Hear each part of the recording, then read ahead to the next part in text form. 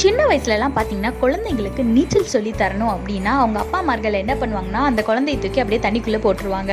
அது அப்படியே தத்தளிச்சுட்டு அப்படியே நீச்சல் பழக ட்ரை பண்ணும். அப்படி அதால் பண்ண முடியலன்னா இவங்களே தண்ணிக்குள்ளே குதிச்சு அந்த குழந்தைய தூக்கிடுவாங்க தண்ணியில் மூழ்காதபடி. இதே மாதிரி நம்மளோட வாழ்க்கையில் ஒரு சில சூழ்நிலைகளில் இந்த சூழ்நிலையை நீ கடந்து வந்தால் தான் இந்த எக்ஸ்பீரியன்ஸை நீ கடந்து வந்தால் தான் நீ ஸ்ட்ராங்காவா அப்படின்னு சொல்லிட்டு ஏசப்பா நம்மளை ஒரு சில சூழ்நிலைகளுக்குள்ளே தள்ளி விடுவார்.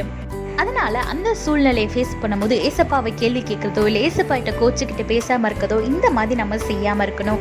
ஏன்னா எப்படி அந்த குழந்தைய நீச்சல் பழகிறதுக்காக தண்ணிக்குள்ளே தூக்கி போட்டுட்டு அவங்க அப்பா விட்டுட்டு போயிட மாட்டார். கூடவே இருந்து அந்த பிள்ளை மூழ்குதா இல்லையா நீச்சல் பழகுதா இல்லையான்னு பார்த்து அந்த குழந்தைய அப்படியே தூக்கி விடுவார் மூழ்கிற மாதிரி இருந்தால். இதே மாதிரி நம்மளோட வாழ்க்கையில் அந்த பிரச்சனையை நம்மளால் ஃபேஸ் பண்ண முடியலன்னா ஏசப்பா நம்ம கூடவே இருந்து அந்த பிரச்சனையை ஃபேஸ் பண்ணுறதுக்கான ஸ்ட்ரென்த்தையும் கொடுத்து அந்த பிரச்சனையும் தாண்டி வர உதவி செய்வார். வேதத்துல பாருங்க 2 ராஜாக்கள் 18:30 போட்டிருக்கு, கர்த்தர் நம்மை நிச்சயமாய் தப்பு வைப்பார்னு வேதத்துல போட்டிருக்கு.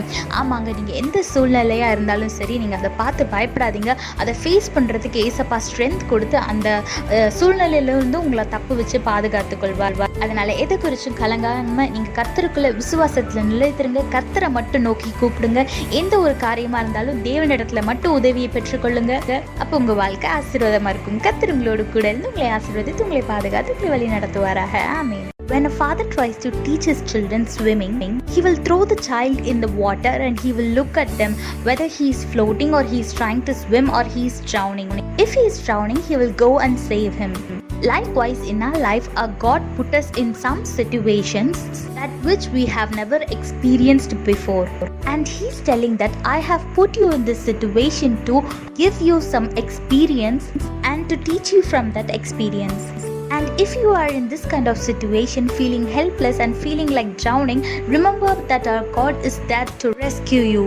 Like the father who throws his child in the water, he will not go away. He will stay beside the child and observe him whether he is learning or whether he is drowning. And if he is drowning, he will go and help. Likewise, our God will help if we are in a drowning situation, and he will teach us how to overcome that situation, and he will give us strength to overcome that situation.